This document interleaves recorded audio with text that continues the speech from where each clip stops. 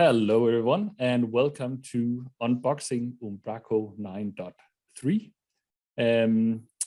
Together with me today, I have three of my wonderful colleagues to talk about the new Umbraco release and the not very many, but quite exciting new features and improvements we've got in this release. So I don't know which order we should go in. I'll just pick randomly. Let's say Bjarke first. Who are you? What do you do?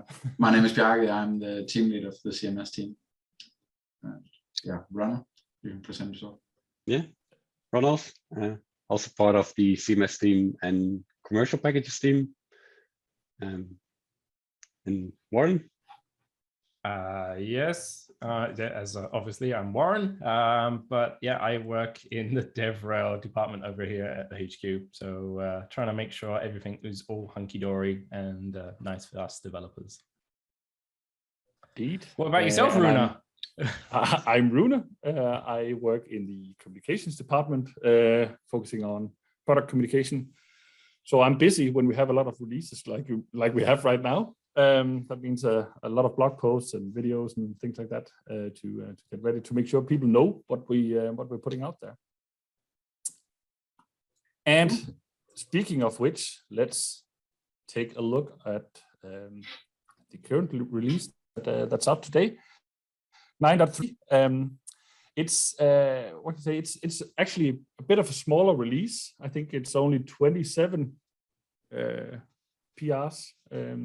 In there, so quite a small release compared to what we've done previously, but some quite big features that I think people would be really happy with if they work in specific areas. That is, and then we also have a couple of community contributions we'll look at the end. But what do you say, Bjarke? Should we just take it from the top and take a look at all the new improvements that have been done to members? Yes. So first of all, we introduced or enhanced the developer experience when enabling external linking. So for members, so when you link your member account to, say, your Google account or Facebook account or whatever. And we also made it easy to enable two-factor authentication for members. Yeah. So I will share my screen. Please do. So here I have a new Umbraco 9.3. I installed the starter kit, as we know it. I added a member group, just called front-end users, which is actually a pretty bad name, but this is what I choose. I created a member, which is part of this group, and then I created a couple of our snippets, which is updated. So partial macro snippets. So I added one for login and one for login status and one for edit profile, which is just named like the snippets. And I enabled, so I can use these in the grid and rich text editor. Yeah. And then I added a couple of pages. I added a new profile page, which is restricted.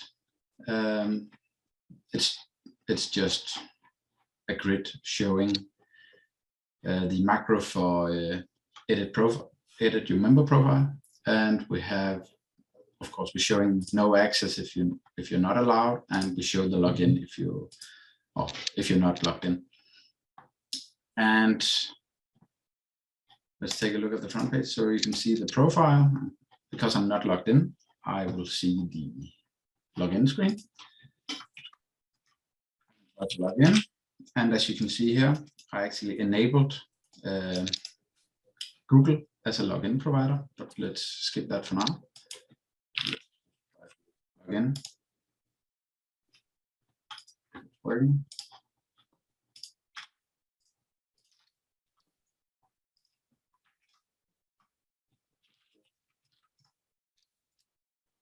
Right. There we are. So here I have my snippet for edit profile, and I also extended it basically with the snippet from our documentation to add two-factor authentication. And I will show some code in a minute. And yeah, I can also link my accounts to whatever is set up or configured. Right, in this demo, I only enabled Google accounts. But you could add any OAuth service, I guess. Exactly. There's some that Microsoft already provides some extension methods which make it super easy, like Google and Twitter, and of course Microsoft itself, Asia and stuff. Yeah. But you can do it with any OAuth. And just to make sure that this was actually possible before, it was just way harder to implement it. Yes, you had to use a lot of native ASP.NET Core identity stuff. You had to override our member user stores and sign-in managers and stuff like that, just to change a few bits. So all of this is now way more simple for the end user. But let's start by looking at the external logins, so I can link it to my Google. So now I can actually log out and log in with the same one. Then nice. I'm logged in as the same user. Makes it a lot easier. Yes. And I can, let's take a look at the two-factor authentication. So this is implemented using a NuGet package called Google Authenticator, which allows me to create or to use the Authenticator apps, not only Google's, but also Microsoft's and everybody. Yeah, Authy, and it works for pretty much all two-factor. Exactly. So I'll just scan this QR code. And then I have to use my Authenticator to code. And now it's enabled. Nice. Out, log in. I'm requested for two-factor authentication, and then I can use my Authenticator app again. And then I'm logged in. And one of the last minute changes before, since the RC and now, is actually that we decided to bypass two-factor authentication for external logins, but this is a configuration you can change.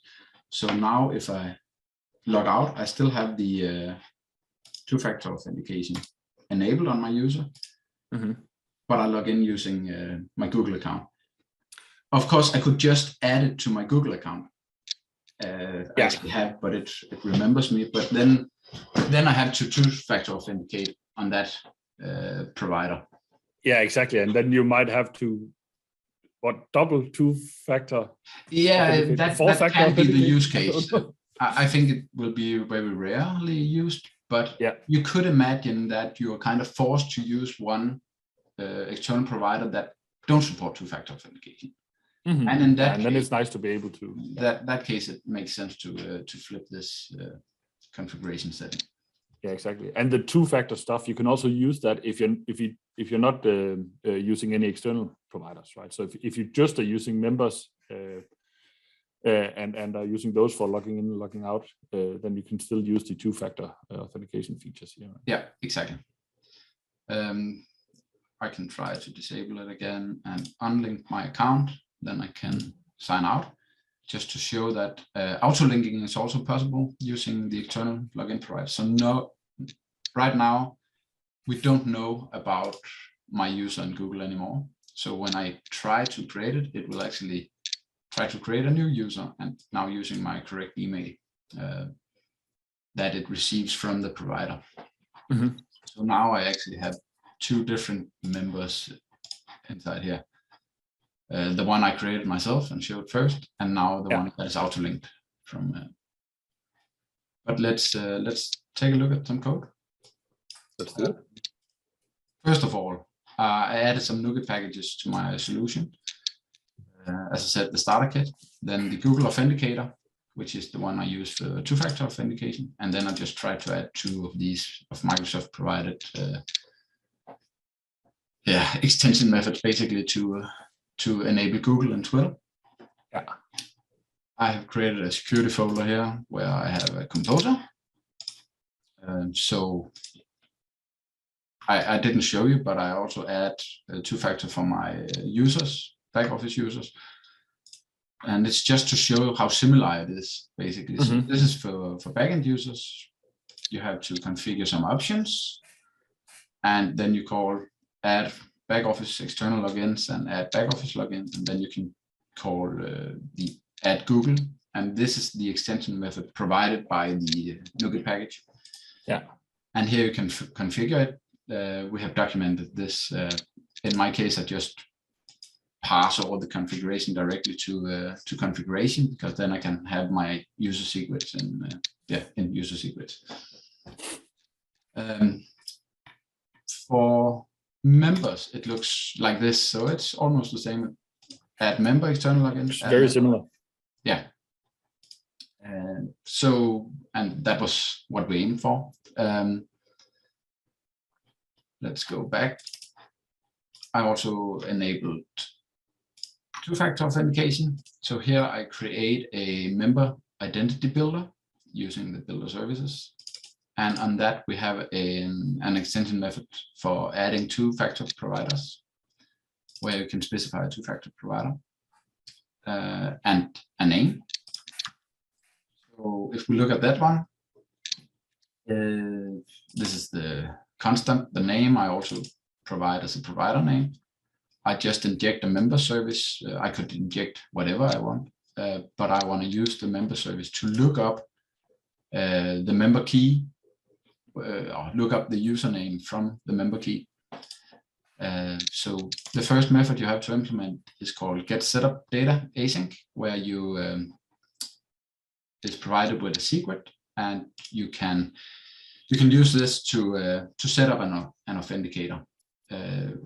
In the case where I use the NuGet package Google Authenticator, I can just create a two-factor authenticator and pass it directly to their methods. I have to specify a name, an issuer, which is the name you see in your authenticator. Normally, I have a full list of Google and Microsoft and GitHub and everything. Yeah. And I have my username. So in this case, it will be my email. So I know what account, if I have many accounts and that. And then I pass in the secret.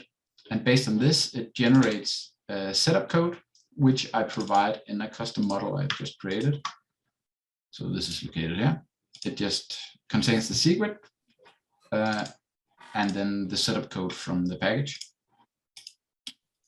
And this setup code contains the image we use to show the QR code. But it also contains, if you want to type in yourself, but it's just a lot of numbers. And then we have two other methods. The first one is to validate two-factor setup.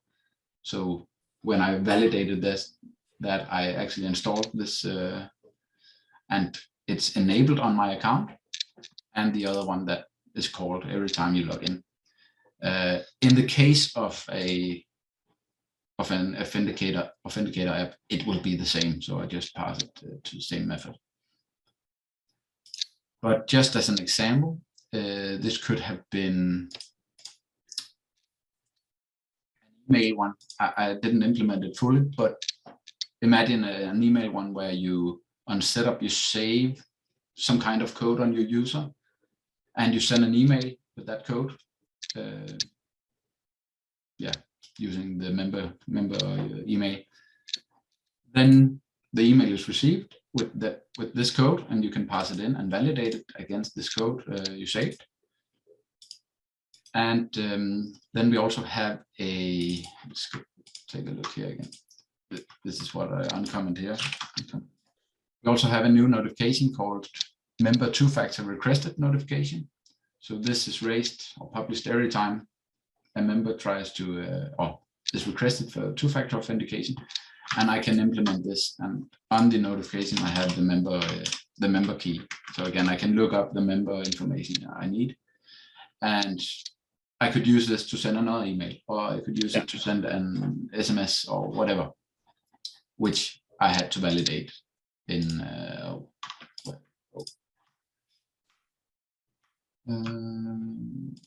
which I had to validate in this one. just hard-coded once. That's not very secure. Nope. But I mean, I guess.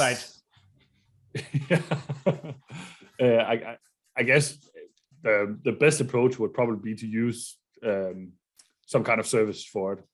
I mean, of course, there can be requirements that that require you to kind of build your own validation setup, two-factor. It's definitely recommended just to use some kind of authenticator app. And it also looks like it's fairly easy to get started with all the new stuff that's in here, and the packages that are available to implement it. Because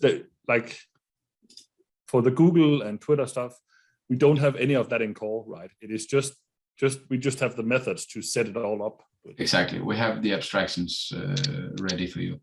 We can look at the options I also set up for the auto linking, which is again fairly similar, same pattern as for backoffice. So it's a named option. So the first thing I do is to check that this is what I expect for my schema name, Google members, and otherwise I just return. If it's the correct one, we call the configure method here, and we set up. And as you can see, I changed this one, so I add my auto-linked members to the group called front-end users. Automatically. But I also have the same hooks as I have for users. So on auto-linking on the first request, I can do something else. I can look up claims, add some more information. And on every external login, I can do something, and I can even cancel the external login. Warren and I discussed a good use case for that. For Umbraco, we have a lot of websites, and we could use GitHub and the organization there. And then we could authenticate using our GitHub. And on the external login, we could look up, is this member still part of the Umbraco organization? Or not, and then let people in. So that would be one use case. The last thing I want to show is my change to the edit profile snippet. So all of this is the standard snippet, but I added this code, which is also the snippet from our documentation, where I basically get all the provider names and iterate through them. And I call the getup setup info.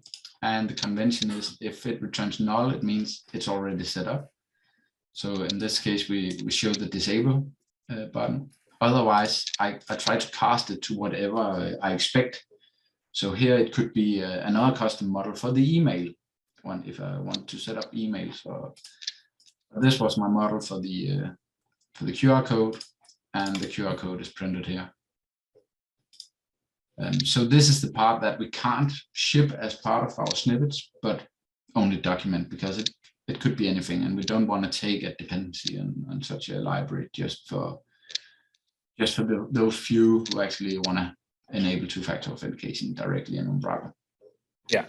And that makes perfect sense. But as you mentioned, the snippets have been updated with as much as possible. For these new features, right? Exactly. So the login, this is just as it comes. It shows the login providers, the external login providers, as we saw, and listing all of them. So if I also enable Twitter, there will be a new button below saying unlink or link Twitter, or on the login, say login with Twitter. So that all pops up automatically once you add the external providers. And I think it's awesome, because it's such a great starting point when you're setting all of this up, right? That you don't have to also implement the front end parts. You can actually just check everything with the macros to see if it's working, get started that way. I'll just show where the new configuration settings live. So it's part of the Umbraco CMS security, and we have a member bypass two-factor for external logins. So I can change this if I want to force my users to also see the two-factor login screen in Umbraco, even that they used external logins. Very nice. Fantastic. I think that looks really good. And as you mentioned, it is all very, very similar to how it works for back office users.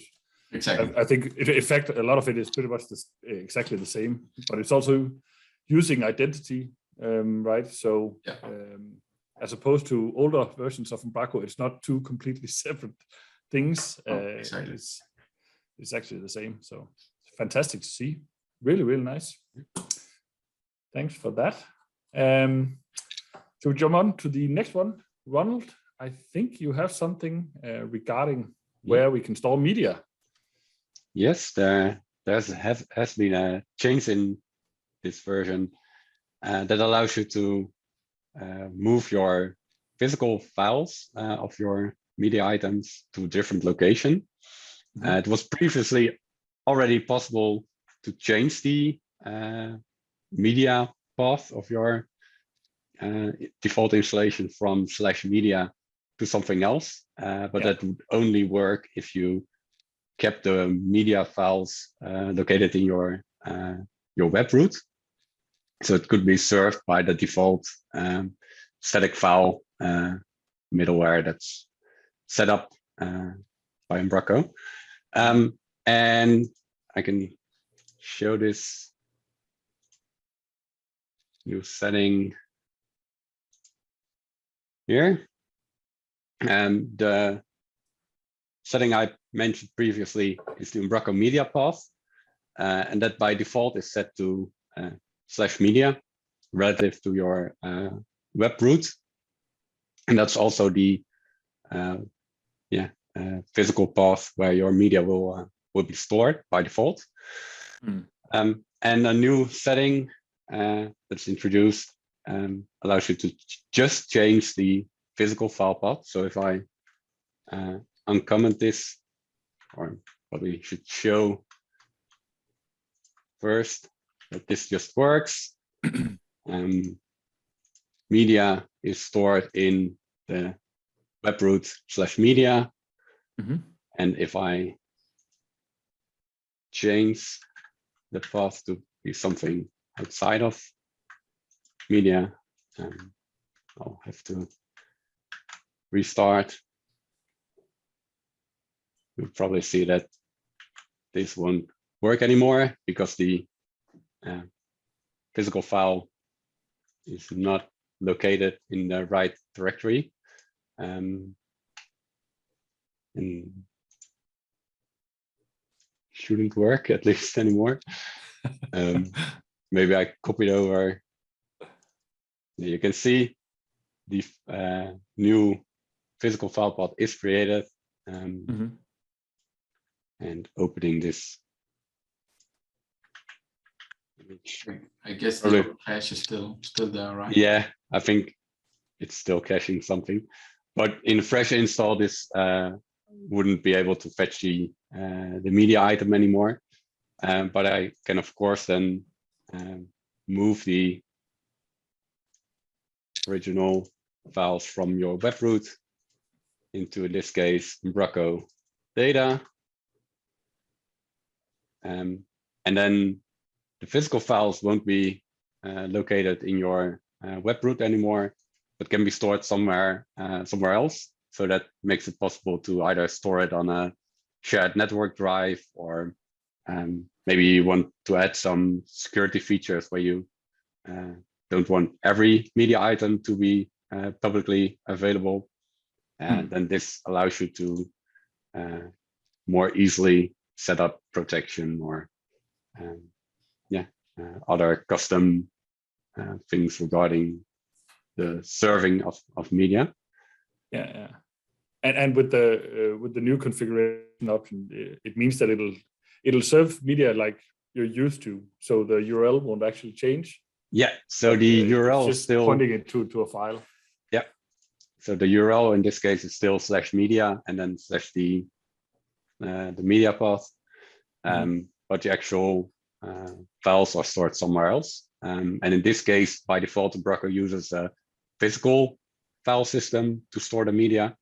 And if you, for example, store your media in Azure Blob Storage, then this setting won't apply anymore because it's not using a physical file store.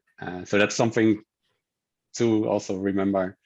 And one of the fun things, and I think the biggest improvement this feature brings, besides allowing a different physical path for your media, is also including it as part of your web routes, because Umbraco or ASP.NET Core basically abstracts file access to every file that's served publicly. And Umbraco now hooks into the default web root file provider. And that allows, for example, tech helpers like the ASP append version to also be able to fetch the original file. So if I enable the append version and go back to the site, you'll see it currently doesn't have a query string. And if I refresh, it can fetch the original file, calculate a version. And I think by default, it's using a hashing algorithm, SHA to 512 to generate that version string. But it can also be useful if you want to, for example, use SVG that's embedded in your website that is stored as a media item, or do different things based on the file itself. So you don't have to worry about the media abstraction Umbraco uses, but you can just use the inbuilt ASP.NET Core abstraction to get the actual file. So that's cool. And the final bit I want to show is that because this works by using the default static file middleware that uses static file options to configure how the static files, the images, are served. You can then also change the response headers for all your static files, so your CSS, JavaScript, but also in this case media as well. So if you want to add custom headers or change the default caching headers, this will be the way to configure it both for your own static assets and the Umbraco media files. So that's also a nicer experience for people doing a bit more advanced configuration. And I guess that's pretty much what a lot of developers would expect to be the way of doing these things, right? So a little more aligned with how things work in standard ASP.NET Core. Yeah, that's correct. And the same setup is now also used for serving your app plugins files, the static assets. So that's the same benefits of being configurable using this technique. Fantastic. Makes it align even more with, like you say, the default way of ASP.NET Core. Yep. Nice. Well, thank you very much, Ronald. I have one more bone to pick with you. In the blog post, we also mentioned there's some new notifications and actually also some updates to some of the existing notifications in there. And you worked on it, so I think it's best if you give a go at explaining it. So there were already two notifications: the Umbraco application starting notification and stopping. And there are now two additional notifications that indicate when the application is completely started and when it's completely stopped. And that's currently tied to the Umbraco runtime. And there's a minor thing that if you install your application or if you upgrade your installation, using the attended install or upgrade screens, then the application will restart, or the Umbraco runtime will restart. So all the notifications now also have a property is restarting that indicates if it's basically the second time that event might be published, because the Umbraco runtime needed to restart after the install or upgrade. Yeah. So if you have custom logic currently running on the starting event, you might want to consider changing it to the started event, so you know Umbraco is completely set up and accepting connections. And if it's something that you want to make sure only is executed once, then you might also want to check if the is restarting property is false, so it won't get run a second time if it's restarting. So there are two things to reconsider if you've upgraded to this release. Mm-hmm. Yeah, definitely. And more also, options for running things at the right time, I guess. Yeah, and also having like a kind of balance between having the starting and stopping events, and now also including the best sense, the started and stopped. Yeah, which just feels better. Again, one of those things that it's now as it should be. Yeah, true. Very nice. Warren, I think you have you've dug out an issue or PR to show as well. Of course. Leave the best to last, or the raisin in the sausage end. Is that the correct term? That is a very Danish saying. Yes. Perfect. Good. So this one is a developer experience improvement done by Paul on the core team. So this is more in regards to, it's very specific.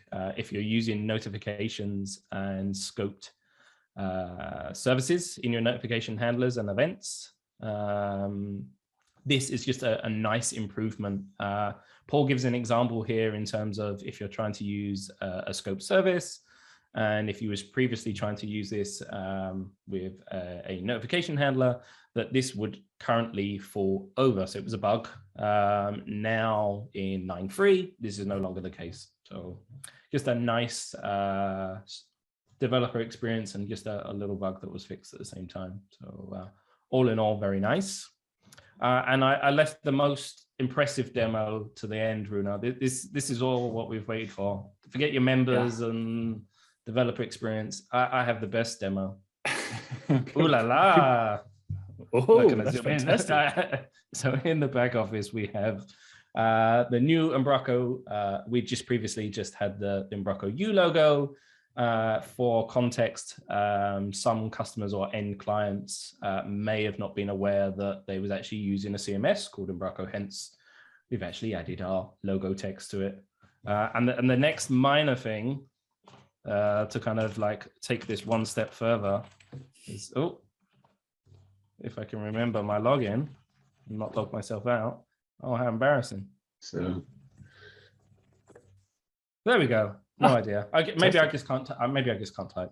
There we go. However, you can now see we have an Umbraco logo. And then Rune, you didn't know about this until I told you before we started. Is that if you click it, it is a very new feature. It wasn't in the release candidate, so this exactly. Is, so if you click it does something new now. Ooh la la! You get a nice bigger logo, and if you can see it, it's very tiny there, but it tells you the version number. And obviously a nice link back to our homepage. Fantastic. So I know that you're super impressed with that demo, and yeah. If I had a confetti cannon, Warren, I would definitely shoot it. Both for actually being able to log into the back office. Yeah, exactly. Just being able to type. Yeah, that's amazing. Well, thanks very much. That's all we had in terms of highlights for the release. Of course, the blog post is up on the Umbraco.com homepage. If you go to the blog section there, you can find it. We'll also link it in the description here below, along with the documentation and things like that for the release. I think the last few things to mention is that, as we said, a small release, 27 bug fixes and feature additions in this release. I think the Umbraco 8 release next week has like 120, so it's a little bit of a difference in size there. But there's still 7 people who contributed outside of HQ. So 7 community members did some fantastic PRs and bug fixes for the release. We have Bjarke and Søren, who are, I think, competing for being the champions of returning every single release with pull requests. Pretty amazing. They're on a pretty long streak now, I think. And we also have a new first time pull request to any Umbraco repository. So congratulations to Martin Mensink. I think he fixed something regarding camel casing. So things are actually working properly when importing document types. Seems like a very good fix. So thanks for that, Morten. And I mean, all there's to say, Umbraco 9.3 is out. You can get it on NuGet. It's the default on Umbraco Cloud. You can upgrade your Umbraco Cloud projects to Umbraco 9.3 now and get all of the latest features. So thanks very much, guys, for taking us through the release. And I'll see you next time. Yeah. Bye. Bye.